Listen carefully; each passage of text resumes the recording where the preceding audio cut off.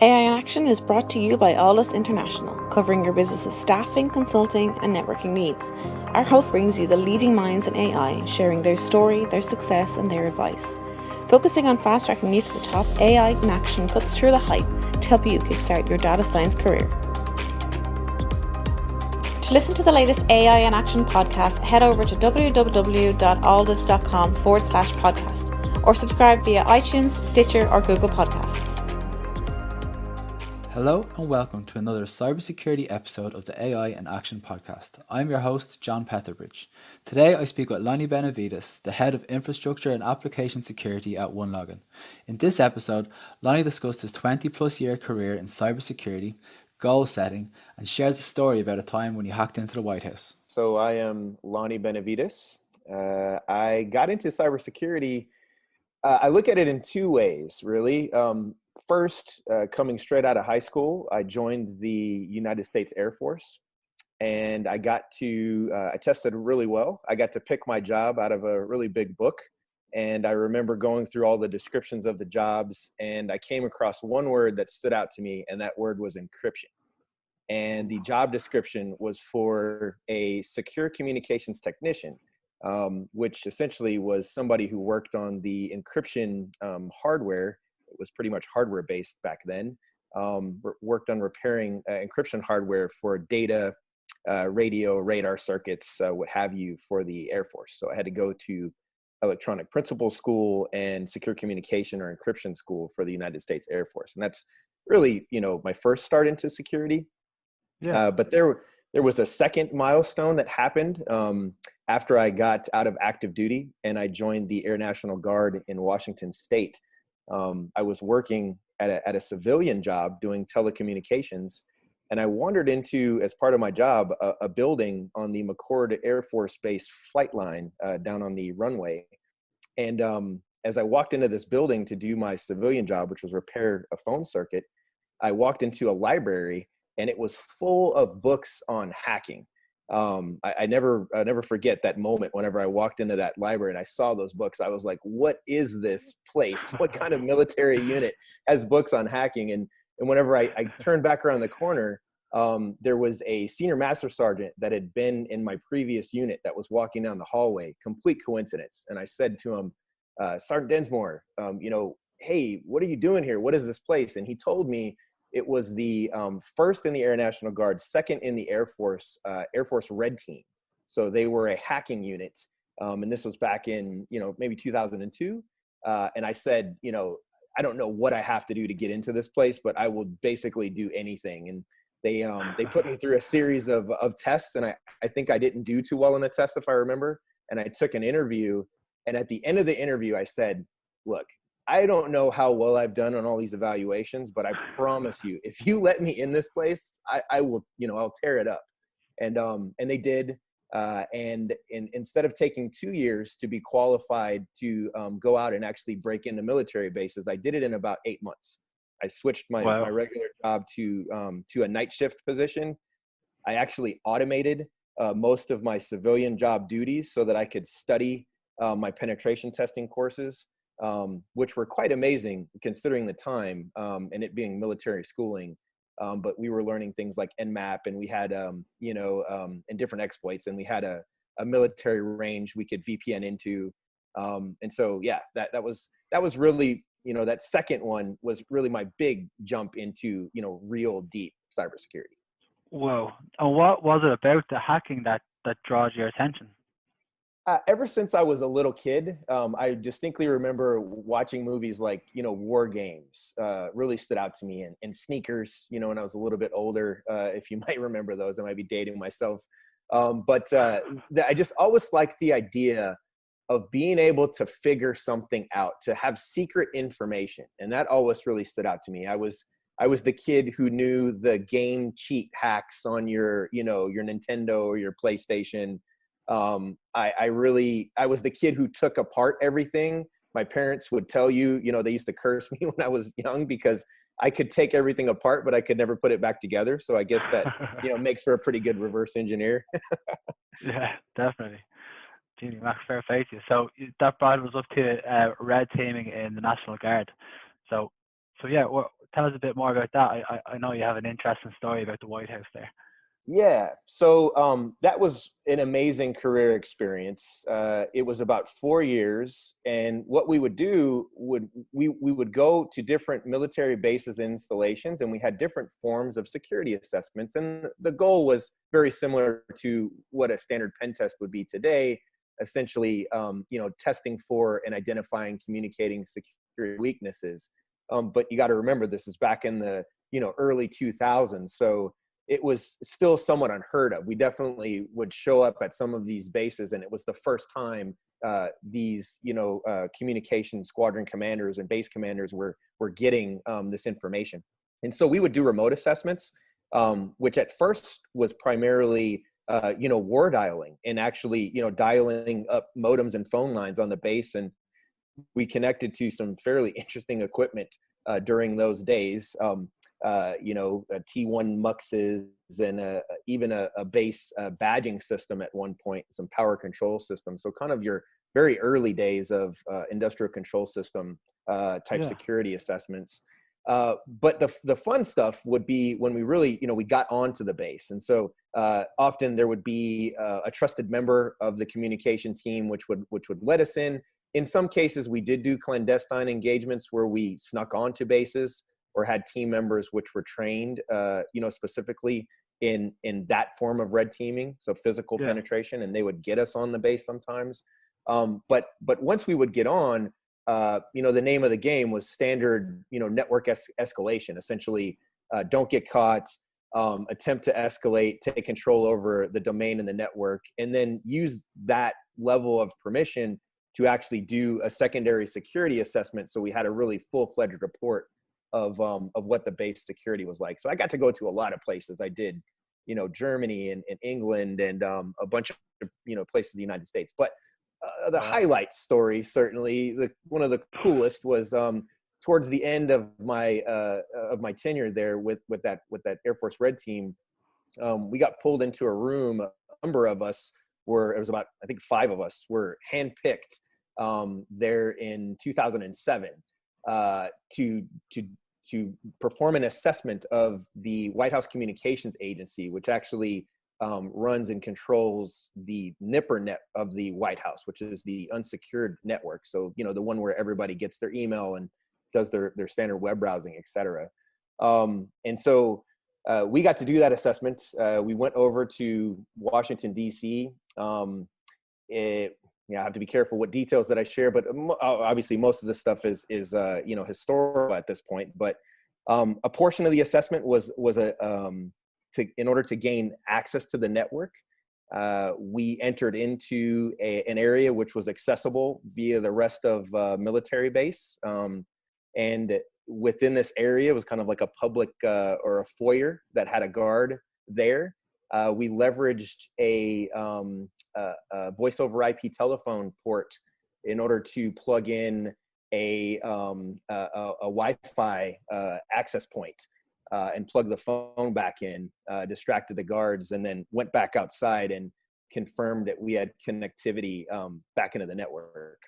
So that was a pretty, unique technique, certainly for back in the day. And I remember specifically, one of the coolest things about the Air Force engagement was that many of the members were also civilians, right? Because this is a guard job. So if you're not familiar, Air National Guard or National Guard is where you serve a portion of your time, but you typically have a civilian job. Most of the people that I worked with in that unit were civilian employees at companies like Microsoft and Cisco there within, the Puget Sound area. So some amazing, technologists, but then kind of applying their skill set to this, somewhat, evil practice, right? Ethical hacking. So you got to learn. I distinctly remember, them coming up with the idea, my team coming up with the idea that we would use that technique.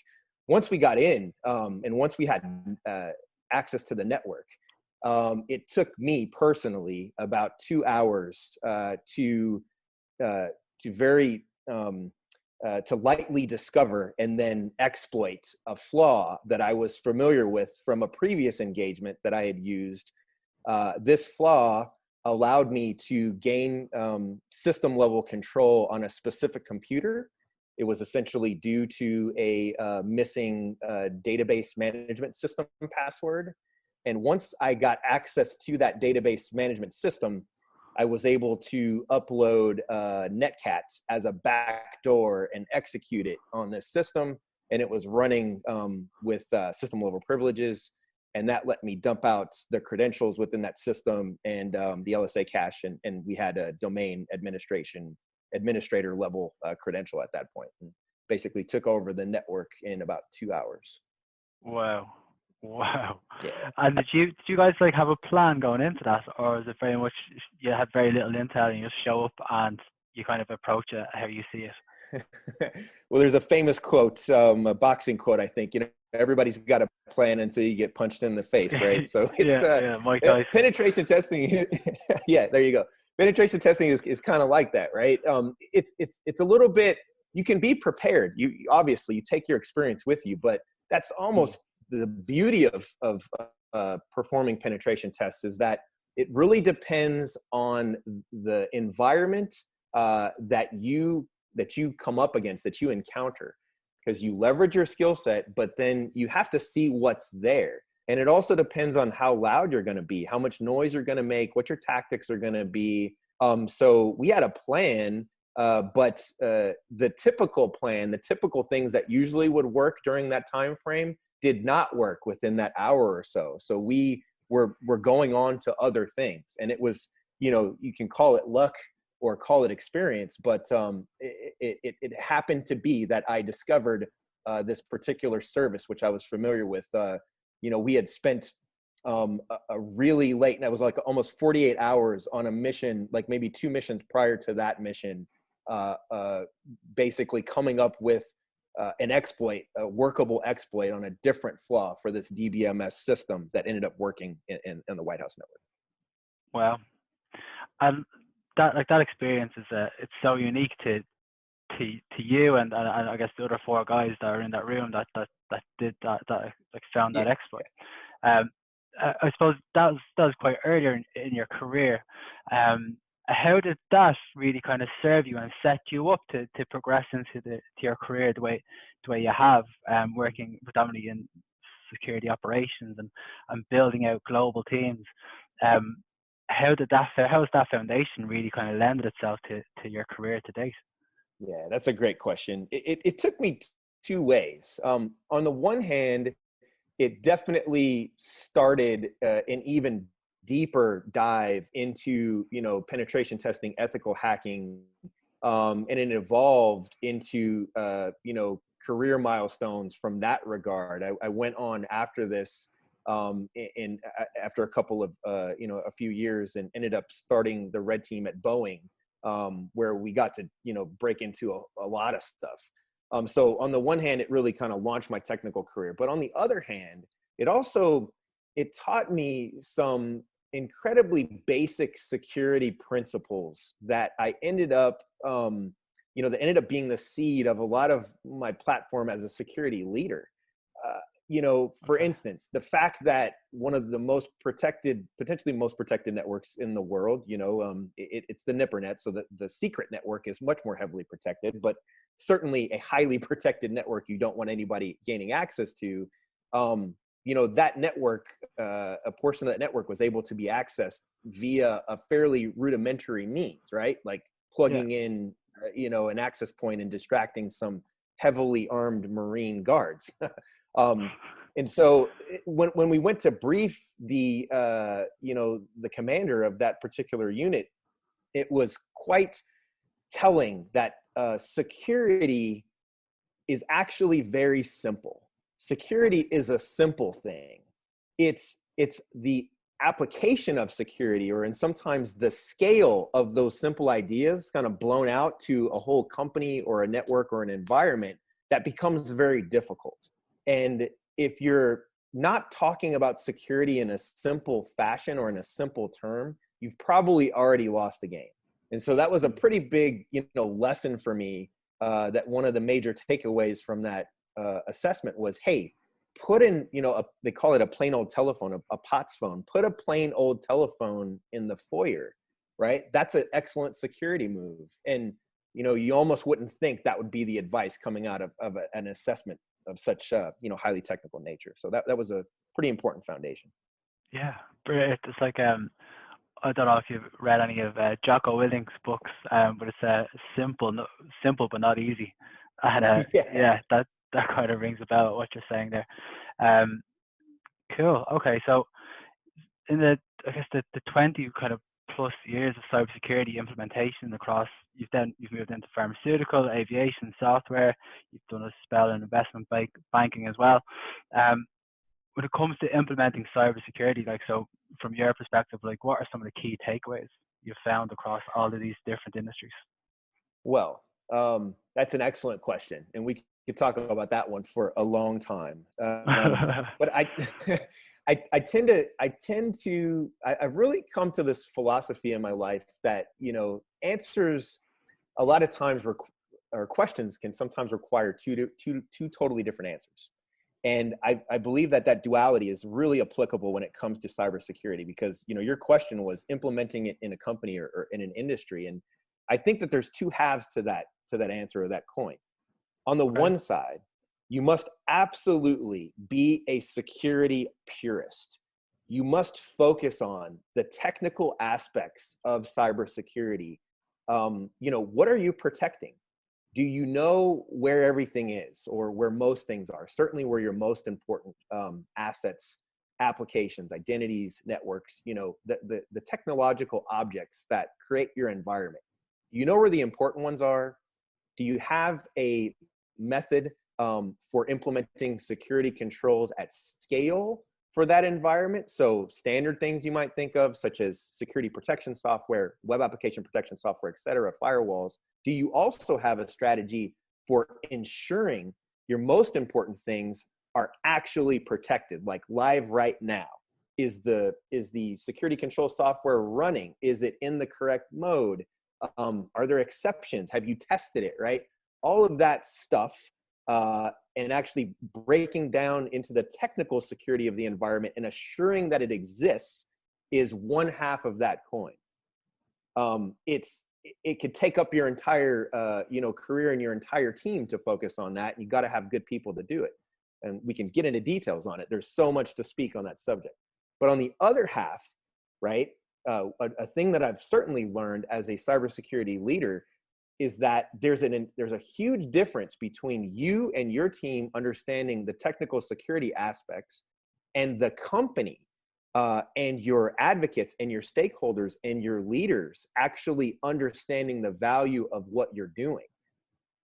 So there's this whole other kind of half to your brain where you have to market your ideas, you have to gain advocacy, you need to ensure that your security ideas are aligned to the business priorities, because that's ultimately what you're there for.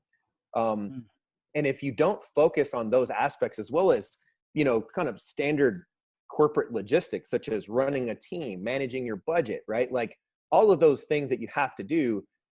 If you don't have those two things in a balance, then you will fail. So absolutely, the key to success is to really try to balance both of those subject areas as much as you possibly can with the time and resources you have allotted to you.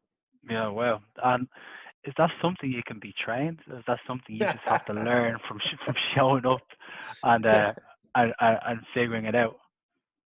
I think you can always train a portion of things, but there is nothing like living through it. And that goes for both of that, both halves or sides of that coin. On the security side, having broken into things gave me a base of understanding that I've noticed other people who haven't had that experience don't have, right? It's difficult for them to quickly figure out the implications of a security situation, or the potential things an attacker could do, even if you've been to a class. If you've never done it yourself, you've never broken into a web app and uploaded a shell and then had to go from the shell to another system in the environment, right? Like, you don't know what it's like. Same goes for defense. Before I was before I became a blue teamer and a defender, I used to make crazy recommendations as a pen tester saying, oh, if only, you would just manage all of the, the web exposed executable directories in your environment, then you would just, kind of nip this problem in the bud. But that's a completely ignorant suggestion for somebody who's never actually tried to manage systems and done, DevOps or DevSecOps. Yeah, sounds simple. Yeah, right, it really does.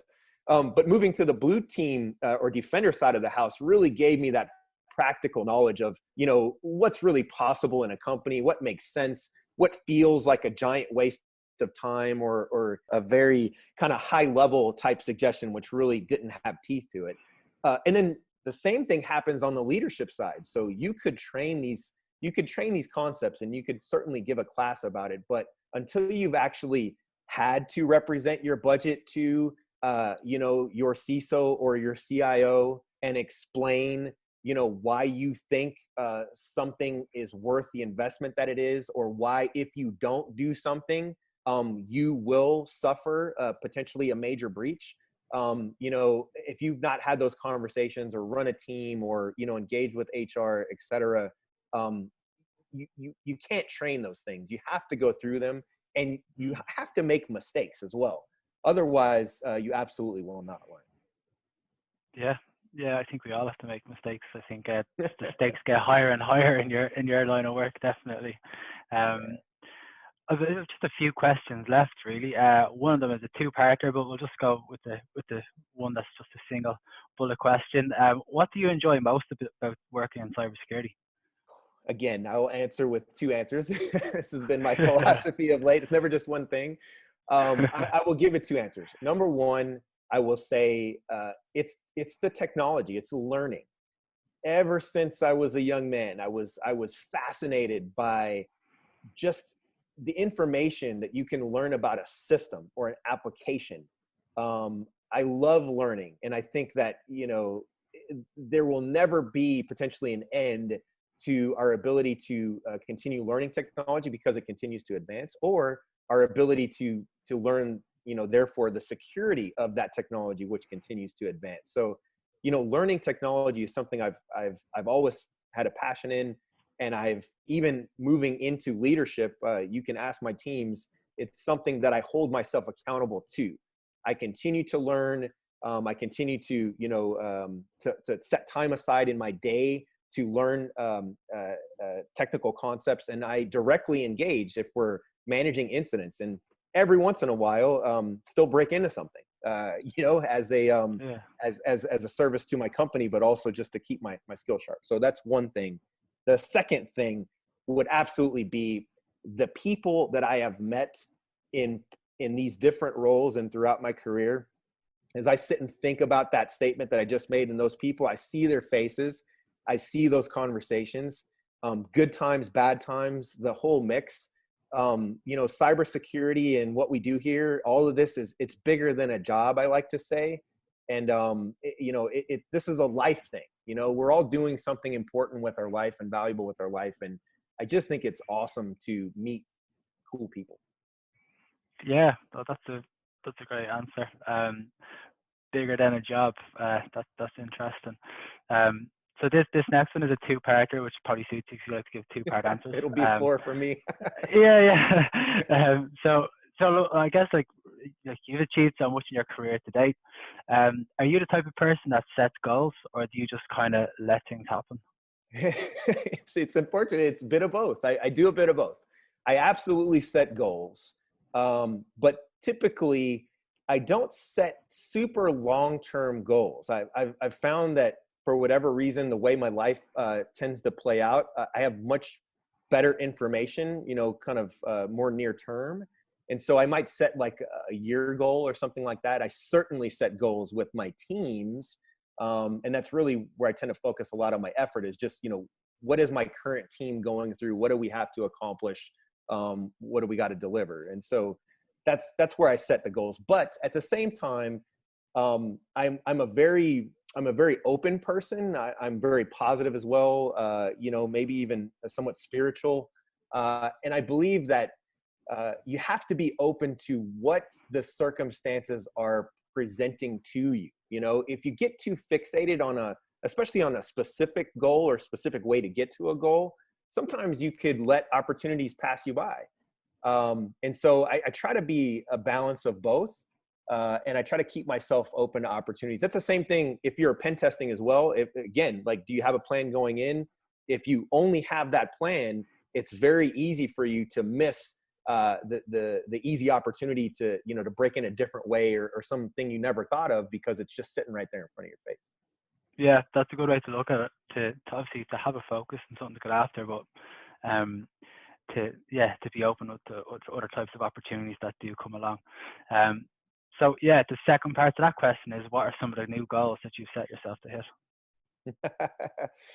Well, that's actually a really good question. I think I have a goal right now to try to get back closer to the technical aspect of either my personal career or the technical aspect of the company that I'm with in helping to solve their cybersecurity challenge. There's so much amazing technology out there today. I was just driving home the other day and I saw, a bunch of these little cooler, like little, we call them igloos in the States, but they were like little coolers, and they were robots on the side of going down the sidewalk, right, delivering things to people. And I just thought to myself, like, I'm starting to feel like the 40-year-old dad guy, where I'm like saying things like, well, back in my day, right? Like, and as I look at all of the technology that's available around us, I want to be closer to that, right? And that sounds somewhat generic, and it is a generic statement, but I feel something in my soul is starving, right, to get closer to the technology, which really ignited my passion for security in the first place. So I would say if I have a goal right now, it would be, in the near term to look for an opportunity that would allow me to get closer to a complex technology problem, or something that's just very exciting, right? Like maybe igloo robots or self-driving vehicles, or quantum encryption. I'm a big fan of quantum physics and mechanics and things like that. So yeah, I'm hoping that my interests take me closer to something along those lines. Brilliant. Lonnie, it's been an absolute pleasure. Thank you so much for your time. We have to do this again sometime. Absolutely, John. It's always a pleasure to talk to you. AI in Action is brought to you by Alldus International, covering your business's staffing, consulting, and networking needs. Alldus offer an exec search program. Alldus can help you discover how data science and AI can transform your company. With our unrivaled network of C-suite executives and senior AI professionals, we offer retained search services across the US and Europe. Get the Alldus advantage. Become a member of the Alldus community and enjoy some of the following: AI meetups. Once a month, our community gathers to listen to some of the leading experts in the world of data science and AI. Our speakers come from all over the world, including Dublin, Boston, and Frankfurt. We also have our AI mentors. Our experts will provide mentoring to Alldus members. And don't forget our AI in Action podcast. Each week we have guests from all over the world talking us through their education, career, and more. Become an Alldus member and get the Alldus advantage. For more information and to sign up for our newsletter, log on to www.alldus.com. That's www.alldus.com. Alldus International, empowering through AI.